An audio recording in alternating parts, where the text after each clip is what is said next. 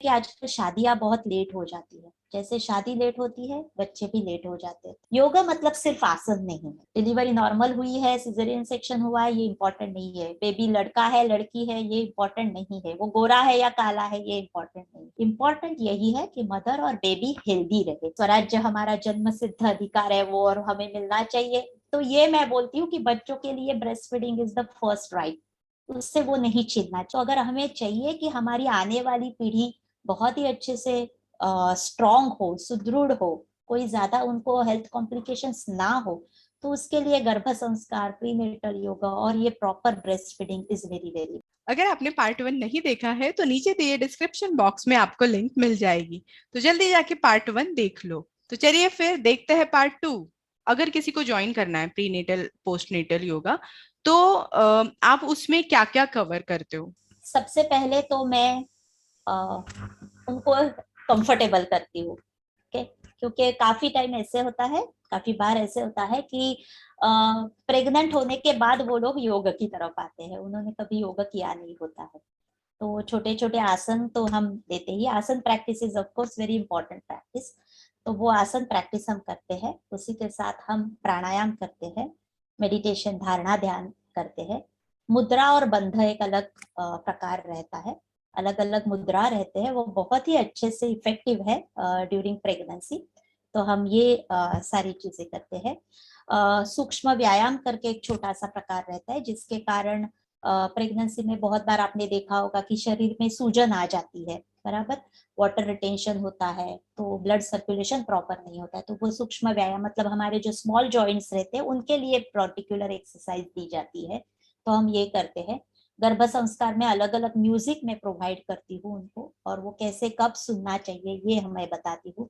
गर्भ संवाद में क्या होना चाहिए, बेबी के साथ कैसे बातें करनी है, वो करना है हमें, वो मैं उन्हें दिख बताती हूँ। फिर जैसे मैंने बताया था कि right brain activity, right side of our brain जो रहता है उसको ज्यादा एक्टिवेट करने के लिए कुछ एक्टिविटीज रहती है, तो वो एक अलग किस्म की एक्टिविटीज में उनको सिखाती हूँ। ये सब हमारा अलग अलग रहता है। अच्छा, ये प्रीनेटल योगा जो भी है वो हर ट्राइमेस्टर के लिए अलग रहता है, जैसे कि फर्स्ट ट्राइमेस्टर, सेकंड ट्राइमेस्टर मतलब पहले 3 महीने, बीच के 3 महीने और लास्ट के 3 महीने, क्योंकि इन तीनों महीनों में अलग अलग चैलेंजेस रहते हैं। जैसे कि फर्स्ट 3 मंथ्स में बहुत बार नौशिया, वॉमिटिंग, एसिडिटी रहती है, तो उसे कम करने के लिए हमारे पास कुछ अच्छी प्रैक्टिसेस है। सेकेंड ट्राइमेस्टर में जनरली लेडी कंफर्टेबल रहती है, तो उस वक्त हम उसकी स्ट्रेंथ बढ़ाने की कोशिश करते हैं, क्योंकि आगे जाके उसको डिलीवरी से गुजरना है और फिर बाद में बेबी को संभालना है, बेबी को उठाना है। तो उसके अलग अलग बड़े बड़े जॉइंट्स जो रहते हैं, जैसे कि शोल्डर्स है, थाइज है, उस पर हम काम करते हैं। पेट बढ़ना शुरू हो जाता है तो बैक पेन या तो शोल्डर पेन, नेक पेन शुरू हो जाता है, तो उसे कम करने के लिए मैं कुछ प्रैक्टिसेस आसन दे देती हूँ। थर्ड ट्राइमेस्टर आते आते बहुत ही वो बेचारी लेडी हेवी हो जाती है, फिर ज्यादा आसन नहीं कर पाते, तब हम ज्यादा से ज्यादा नॉर्मल डिलीवरी के लिए जो आसन रहते हैं वो थोड़े से हम करते हैं, लेकिन ज्यादा जो फोकस रहता है वो प्राणायाम और मेडिटेशन और मुद्रा बंधा पे रहता है, क्योंकि थर्ड ट्राइमेस्टर का एम ही ये है कि वो मदर को ज्यादा से ज्यादा हमें रिलैक्स रखना है, क्योंकि देखो बाद में वो डिलीवरी से गुजरने वाली है, delivery is like a war situation. Okay, 9 months की जो प्रैक्टिस है वो हमने लिटरली उस पर्टिकुलर एग्जाम के लिए ये प्रैक्टिस की है। जैसे बोर्ड एग्जाम रहती है, हम साल भर प्रैक्टिस करते हैं और फिर बोर्ड में घिसते हैं, लिखते हैं। तो ये 9 मंथ्स के वो जो डिलीवरी जो रहती है उसके लिए मैं उन्हें लास्ट 3 मंथ्स में बहुत ही अच्छे से प्रिपेयर करती हूँ। उसमें ऑफकोर्स आसन रहते हैं, लेकिन आसन काफी कम रहते हैं थर्ड ट्राइमेस्टर में, और जो भी आसन रहते हैं वो ज्यादा से ज्यादा नॉर्मल डिलीवरी होने के लिए आसन रहते हैं। फिर बेबी का सर नीचे आने के लिए कुछ प्रैक्टिसेस रहती है, क्योंकि बेबी का सर अगर नीचे नहीं आया तो नॉर्मल डिलीवरी पॉसिबल नहीं होती है। तो कुछ प्रैक्टिसेस हमारे योग में ऐसे भी है जिसमें हम बेबी की पोजीशन भी चेंज कर सकते हैं, तो उसके लिए हम ट्राई करते हैं। और प्राणायाम, धारणा और मुद्रा बंध पे ज्यादा प्रैक्टिस देते हैं। कुछ ब्रीदिंग प्रैक्टिसेस ऐसी रहती है जो टिपिकली हम ड्यूरिंग लेबर करते हैं, जब पेन्स आते हैं, मदर को पेन्स बेयर करने होते हैं, तब उसका ब्रीदिंग कैसे होना चाहिए, उसके लिए अलग ब्रीदिंग प्रैक्टिसेस भी हम वहां पर देते हैं। okay?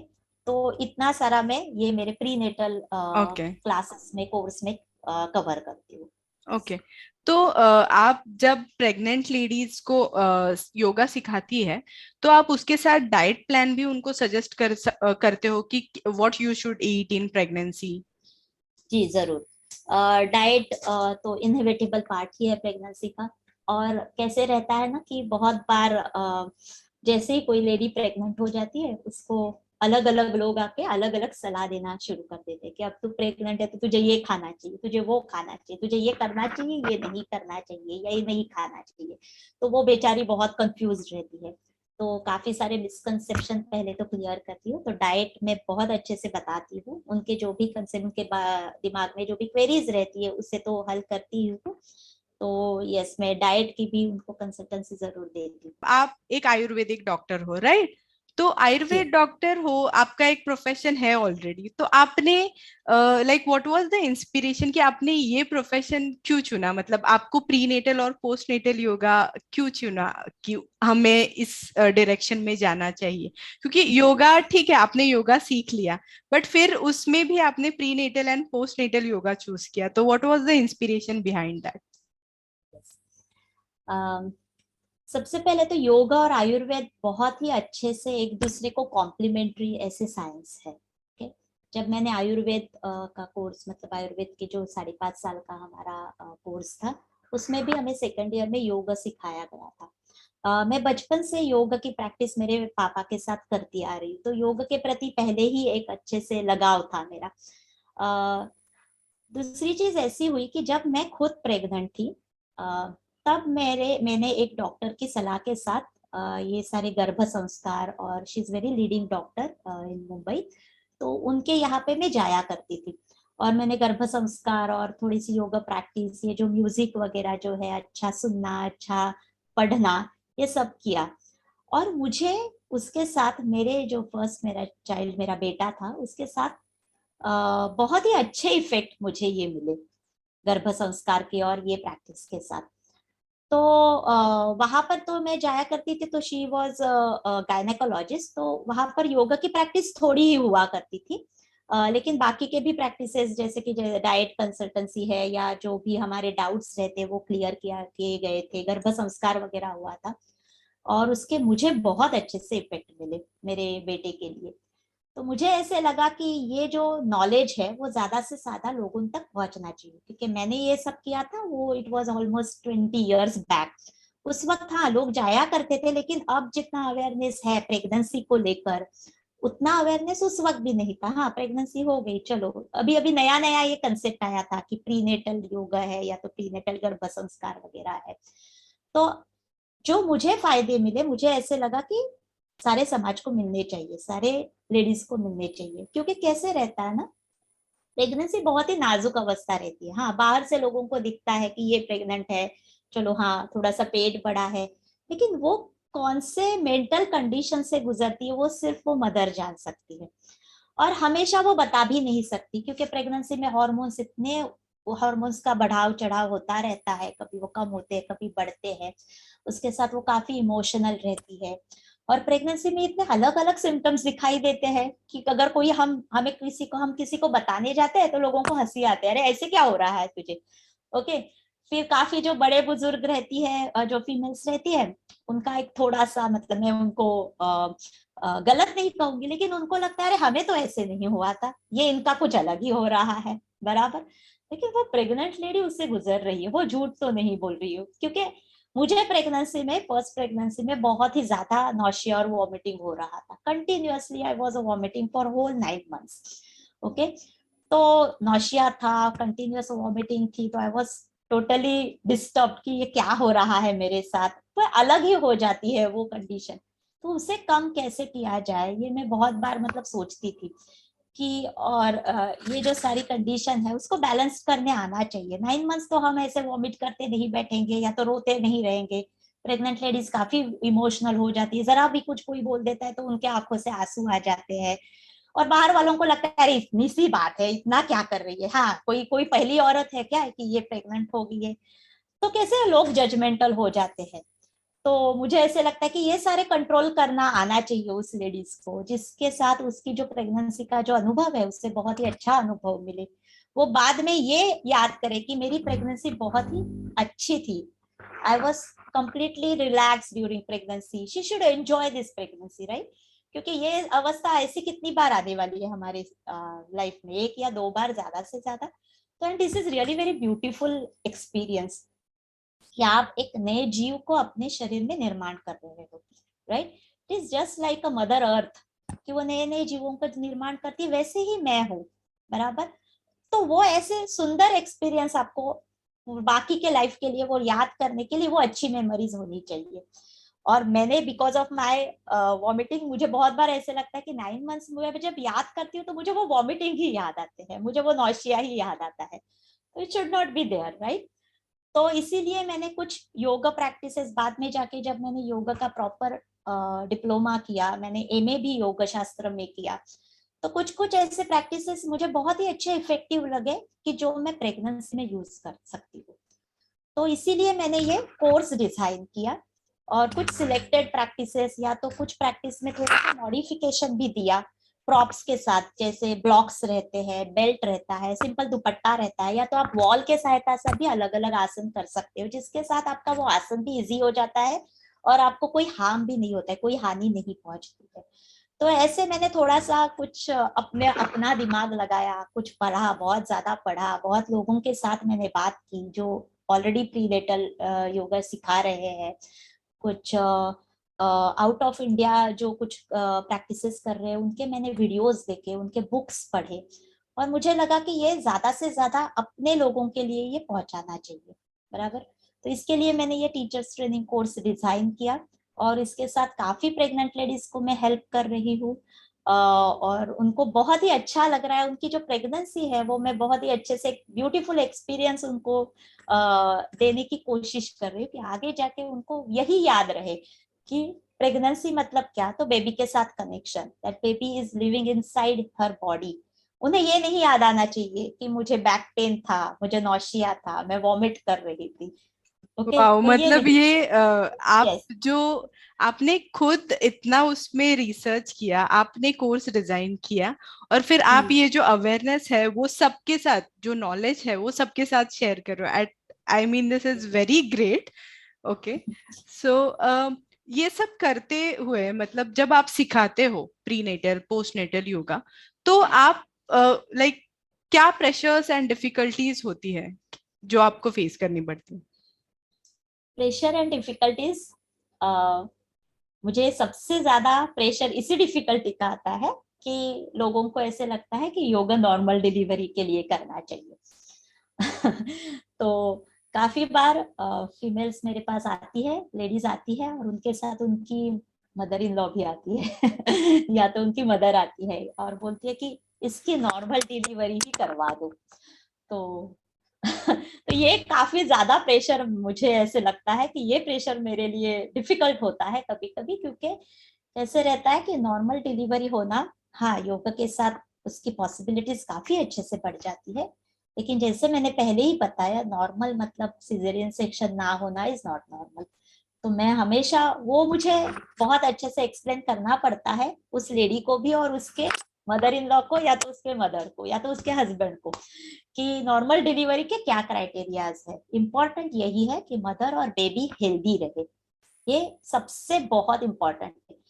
डिलीवरी नॉर्मल हुई है, सिजेरियन सेक्शन हुआ है, ये इंपॉर्टेंट नहीं है। बेबी लड़का है लड़की है ये इंपॉर्टेंट नहीं है, वो गोरा है या काला है ये इंपॉर्टेंट नहीं है। इंपॉर्टेंट क्या है, आपकी बेबी हेल्दी है, वो बाहर आने के साथ बाद अच्छे से रो रही है, उसकी सारी डेवलपमेंट कंप्लीट हो रही है, दैट इज वेरी इंपॉर्टेंट, और उसके लिए योग करना है। तो ये प्रेशर जो रहता है नॉर्मल डिलीवरी का, वो मुझे बहुत ज्यादा डिफिकल्ट रहता है। फिर बीच में अभी पिछले 2 साल से हम कोविड पैंडेमिक से गुजर रहे हैं। पहले मेरी 1-to-1 क्लासेस हुआ करते थे, तो फेस टू फेस जब मैं ये प्रेग्नेंट लेडीज के साथ कनेक्शन करती थी तो बहुत ज्यादा इफेक्टिव लगता था ऑफ कोर्स। तो पैंडेमिक में अभी काफी चीजें ऑनलाइन हो चुकी है, तो इनिशियली ऐसे लगा कि ये डिफिकल्ट है, लेकिन अब तो ऑनलाइन के साथ भी लोग काफी कंफर्टेबल है। अभी हमारा भी जो इंटरव्यू है वो ऑनलाइन ही चला है, तो उसके साथ तो अभी बहुत ही अलग अलग जगह से लोग मुझे कांटेक्ट करते हैं, आउट ऑफ इंडिया जो प्रेग्नेंट लेडीज रहती है उनको भी मैं कंसल्टेंसी दे रही हूँ। तो that is a good part of this pandemic. तो ये एक प्रेशर रहता है। कभी कभी ऐसे लगता है कि वो जो फीमेल है वो बहुत ही अच्छे से कंफर्टेबल रहना चाहती है, लेकिन may be because of the family pressure होता है कि वो कभी मेरे क्लासेस को ज्वाइन नहीं कर पाती, मे बी बिकॉज उसके घर पे काम रहता है, हस्बैंड का टिफिन बनाना होता है। तो ये भी अलग ही तरह की डिफिकल्टी रहती है, प्रेशर रहता है। क्योंकि बहुत बार ऐसे रहता है कि लोग नहीं समझते हैं कि उसकी क्या कंडीशन है। लोगों को ऐसे लगता है कि बच्चे तो सबको होते हैं, इसको कौन सी बड़ी बात है, लेकिन हर एक लेडी अलग अलग चैलेंज फेस करती है। एक लेडी दूसरे लेडी के जैसे नहीं होती, हर एक के अलग अलग प्रॉब्लम्स होते हैं। तो वो थोड़ा सा समझना चाहिए। तो इसके लिए एक दो सेशन में उनके हस्बैंड के साथ लेती हूँ, कभी कभी उनके मदर इन लॉ के साथ लेती हूँ। स्पेशली थर्ड ट्राइमेस्टर में मैं एक सेशन लेती हूँ, और उनमें उन उसमें मैं ये भी बताती हूँ कि आफ्टर डिलीवरी ब्रेस्ट फीडिंग के बारे में भी मैं काफी उनको अवेयर करती हूँ कि ब्रेस्ट फीडिंग कैसे करना है, कब से शुरू करना है। ओके। बहुत ही मिसकंसेप्शन हमारे समाज में है कि जरा सा भी बेबी रोता है तो सब लोगों को लगता है कि अरे उसको दूध नहीं मिल रहा है, दूध नहीं मिल रहा है। ओके। तो बेबी रोता है सिर्फ दूध के लिए नहीं रोता है। बेबी को बहुत बार उसके माँ की याद आती है, वो अनप्रोटेक्टेड फील करता है। जैसे देखो अभी 9 महीना वो मदर के अच्छे से अंदर एक वार्म एनवायरनमेंट में अच्छे से अपने हाथों को नजदीक लेके बैठा हुआ होता है।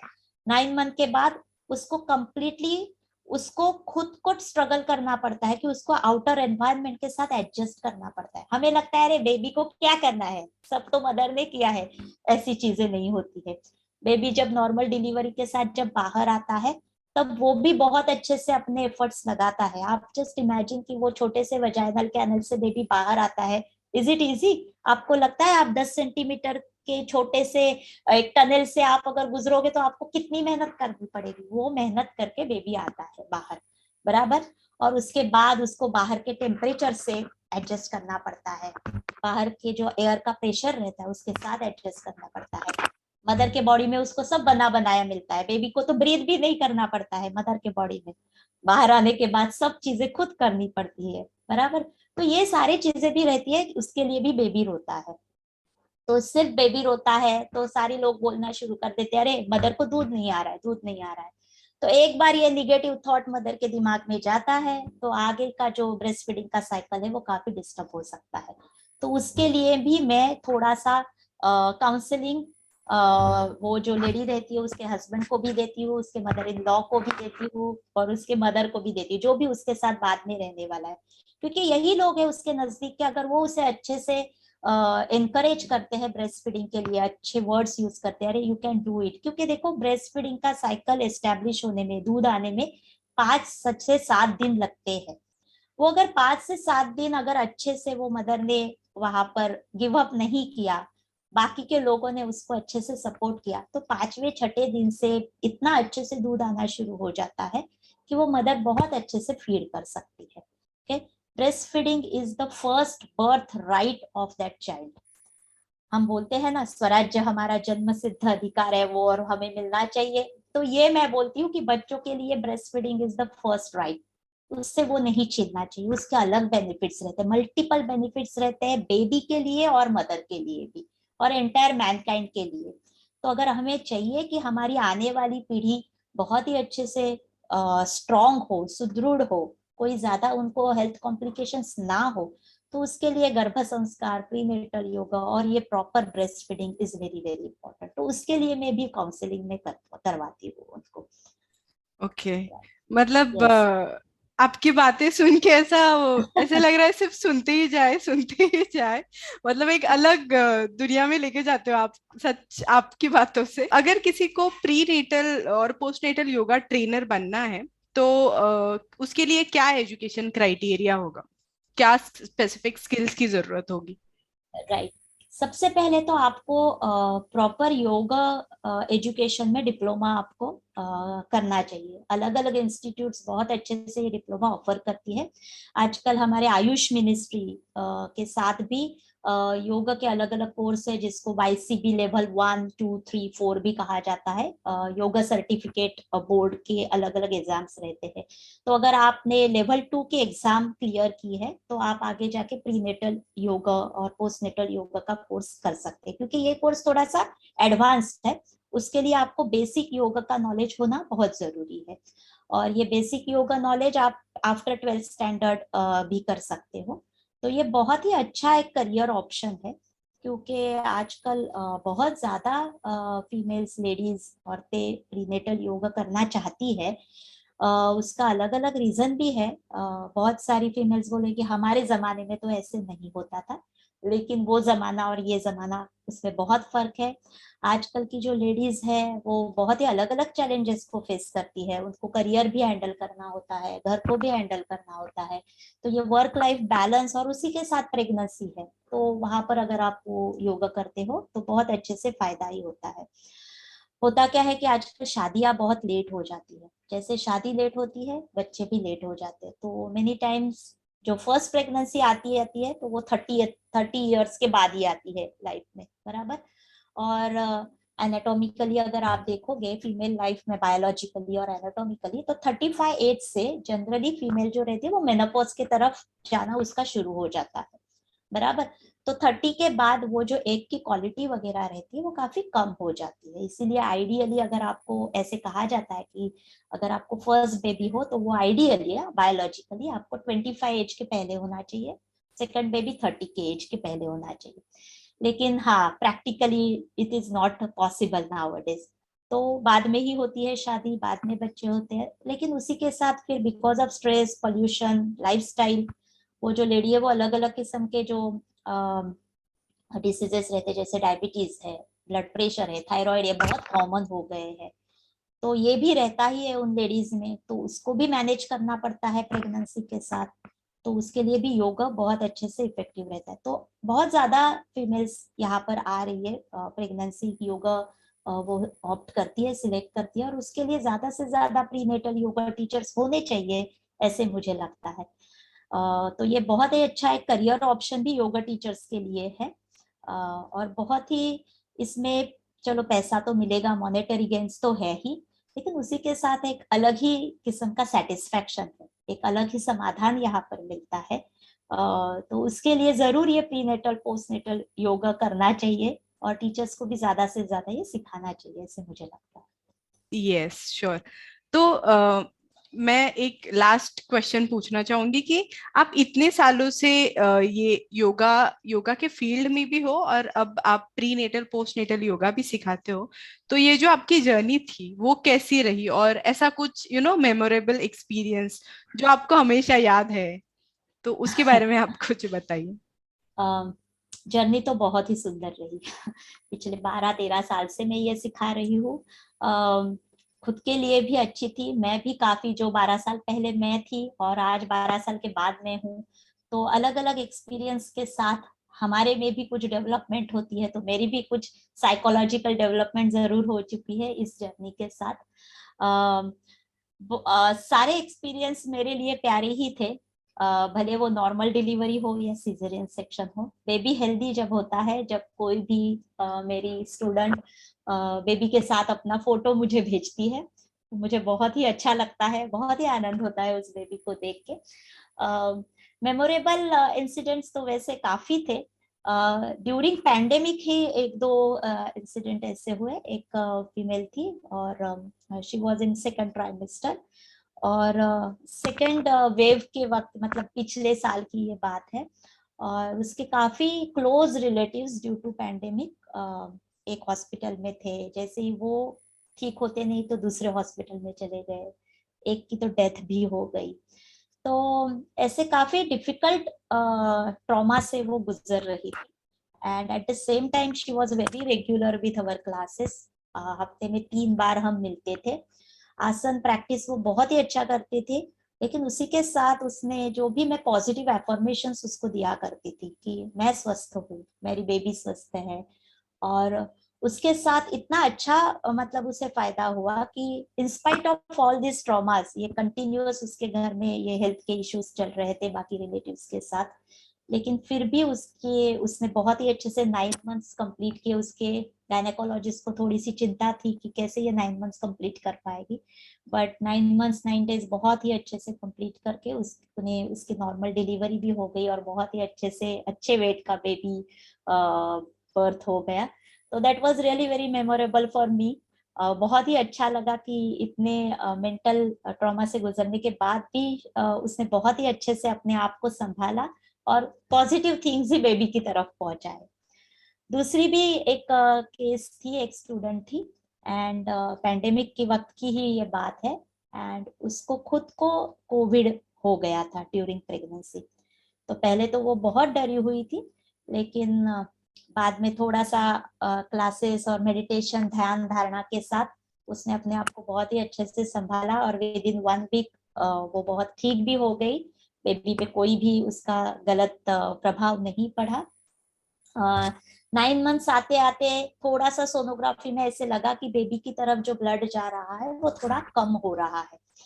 तो gynaecologist was really very worried कि कैसे करे, एंड शी वाज लाइक कि चलो अगर नहीं होता है तो हम थोड़ी देर के लिए राह देखेंगे और 1 हफ्ता वापस सोनोग्राफी करेंगे और फिर हम सीजरियन सेक्शन का नहीं तो ये करेंगे, बिकॉज ये जो कम हो रहा है वो अगर ज्यादा कम हुआ तो काफी डेंजरस हो सकता है। तो रिपोर्ट जब आए तो मैंने देखा थोड़ा सा ही कम हुआ था। तो मैंने उसको समझाया कि ये थोड़ा ही है, बॉर्डर लाइन है, अभी भी बेबी का वेट अच्छा है, बेबी की मूवमेंट्स अच्छे से हो रही है, बेबी का जितना उसके एज के हिसाब उसकी डेवलपमेंट भी हो गई है। सो लेट अस वेट, हम 1 हफ्ता थोड़ा अच्छे से पॉजिटिव एफर्मेशंस मेडिटेशंस वगैरह करते हैं and then we will see. और लिटरली 10-15 दिन के बाद जब हमने सोनोग्राफी किया तो जो ब्लड सप्लाई था इट वाज ऑलमोस्ट नॉर्मल, मतलब थोड़ा कम बोल सकते हैं but up to the mark था। And then gynaecologist was also relax कि चलो अब हम कोई इमरजेंसी सीजरियन सेक्शन के लिए नहीं जा रहे। तो छोटी छोटी बातें रहती है लेकिन इम्पोर्टेंट रहती है उस लेडी के लिए, क्योंकि उसकी तो एक ही बेबी है, हर छोटी चीज उसके लिए इम्पोर्टेंट रहती है और उसी के साथ वो मेरे लिए भी इम्पोर्टेंट रहती है। So these are really very good memorable experiences for me. Memorable experience आपके लिए तो है, बट वो जो लेडी है वो गो थ्रू यस। कर रही है इस सिचुएशन से, वो कितनी जी। ग्रेटफुल होगी आपके लिए, क्योंकि आपने एक बहुत चैलेंजिंग एनवायरनमेंट में उनका साथ दिया है, सपोर्ट किया है। राइट। तो आप क्या एडवाइस देना चाहोगे to all the pregnant ladies कि कि केयर कैसे करे, और प्रीनेटल और पोस्टनेटल योगा क्यों इम्पोर्टेंट है प्रेग्नेंट लेडीज के लिए? मैसेज तो यही देना चाहूंगी कि ये 9 मंथ्स बहुत ही ब्यूटीफुल रहते हैं, you should enjoy this 9 months. Okay. अगर आप बहुत ही ज्यादा करियर में बिजी हो, ये सलाह शायद प्रैक्टिकल नहीं लगेगी काफी लोगों को, तो थोड़ा सा ब्रेक लीजिए ये ब्यूटीफुल एक्सपीरियंस को एंजॉय करने के लिए। मुझे ऐसे लगता है कि करियर हमारे लाइफ में कभी भी हो सकता है। मैंने भी मेरा करियर, मेरा जो सेकंड बेबी था वो 5-7 साल होने के बाद मैंने शुरू किया, मैं that means after 35 of my age. तो उसके पहले मैं ज्यादा कुछ नहीं कर रही थी। ओके। थोड़ा थोड़ा ही चल रहा था। लेकिन ये जो फेज रहती है वो वापस नहीं आने वाली है आपके लाइफ में। तो थोड़ा सा करियर में, मैं नहीं बोलूंगी आप पूरा करियर छोड़ दो, लेकिन आप जितना उसके पीछे भाग रहे हो थोड़ा सा ब्रेक लीजिए, थोड़ा रिलैक्स हो जाइए बेबी के साथ कनेक्ट करने के लिए, उसको समय देने के लिए। फॉर ये 9 मंथ्स और बेबी के जन्म के बाद 1 साल, तो टोटल आपके 1-1.5-2 साल का एक पीरियड रहता है, and that is really very very important for babies complete growth और द डेवलपमेंट। ओके। तो थोड़ा सा समय निकालिए आपके खुद के लिए और आपके बेबी के लिए, ये सबसे महत्वपूर्ण मेरा एक एडवाइस रहेगा आज के फीमेल्स के लिए। सेकेंड एडवाइस कि यस, अगर आपको बेबी चाहिए तो बेबी प्लान कीजिए। 3 मंथ्स के पहले आपने जो भी टॉक्सिन्स आपने जमा किए हैं due to your work life या तो कोई भी लाइफस्टाइल की वजह से, तो वो रिमूव करने के लिए अपने आप को समय दीजिए। बराबर। एक सिंपल सी बात रहती है, जब आपके घर में कोई मेहमान आते हैं तो हम क्या करते हैं, हम हमारा घर साफ करते हैं, बराबर है ना। कुछ एक्स्ट्रा खाने के लिए रहते हैं कि चलो मेहमान आने वाले 4-5 दिन हमारे साथ रहने वाले हैं, बेडशीट्स अच्छे अच्छे निकाल लेते हैं, है ना। कुछ क्रोकरी नई नई निकाल लेते हैं। तो अगर 10 दिन के लिए कोई मेहमान आ रहे हैं उनके लिए हम इतना करते हैं, तो 9 मंथ्स के लिए जो बेबी आपके शरीर में मेहमान बन के रहने वाली, जो आपके ही शरीर का पार्ट है, आपके लाइफ का पार्ट है, उतने लिए हम 3 महीना तो जरूर निकाल सकते हैं, बराबर। तो वो कुछ चीज की अपने लिए कीजिए, अपने बेबी के लिए कीजिए। और जैसे ही आप प्रेग्नेंट हो जाते हो, प्रीनेटल योगा जरूर शुरू कीजिए, क्योंकि उसके साथ बेबी की कंप्लीट डेवलपमेंट हो जाती है, आपकी सेहत अच्छी रहती है, आप हैप्पी रहते हो। अगर आप में कोई प्रेगनेंसी रिलेटेड प्रॉब्लम्स रहते हैं, जैसे थायराइडिज्म है, डायबिटीज है, ब्लड प्रेशर है, which are very related to pregnancy, पहले नहीं होता है और अचानक प्रेगनेंसी के बाद कभी कभी ये सिम्टम्स डेवलप हो जाते हैं, उसके लिए भी योगा बहुत अच्छे से करता है, उपयोगी साबित हो चुका है। तो जितना हो सके उतना 24 घंटे से 1 घंटा आपके योगा प्रैक्टिस के लिए, गर्भ संस्कार के लिए निकाल दीजिए। और अपना खुद का ख्याल रखिए। आप जो खाते हो, जो पीते हो, उस पर भी ध्यान रखिए। जो भी मिले, कभी भी मिले, कभी भी खाना, जो भी मिल रहा है वो खाना is not good during pregnancy. क्योंकि आप अब सिर्फ आप अकेले नहीं हो, आप जो खा रहे हो, आप जो पी रहे हो, आप जो विचार भी कर रहे हो, आप जो श्वास भी ले रहे हो, वो आपके बेबी की तरफ पहुंचने वाला है। So you have to be really very responsible. इसका मतलब ये नहीं कि आपको टेंशन लेके कुछ करना है, लेकिन हमेशा याद रखिए उस बेबी के लिए आप ही अकेले हो, वन पॉइंट कॉन्टैक्ट है। वो आपके पापा, उसके पापा को नहीं जानता, उसके दादा दादी नाना नानी को नहीं जानता है, वो सिर्फ आपको जानता है। तो आप हो रिस्पॉन्सिबल। अगर बीइंग फीमेल, नेचर ने ये रिस्पॉन्सिबिलिटी हमें दी है, और उसी के साथ ये सब सहने की भी हमारे में ताकत है। एंड ये ब्यूटीफुल एक्सपीरियंस हम ही एक्सपीरियंस कर सकते हैं, बराबर। उसके पापा जो हम है, वो बेबी के पापा नहीं एक्सपीरियंस कर सकते। This is really very divine experience. वो समझने के लिए अपने लिए कुछ, अपना एक समय निकाल लीजिए, अपने लिए कुछ समय बचा के रखिए।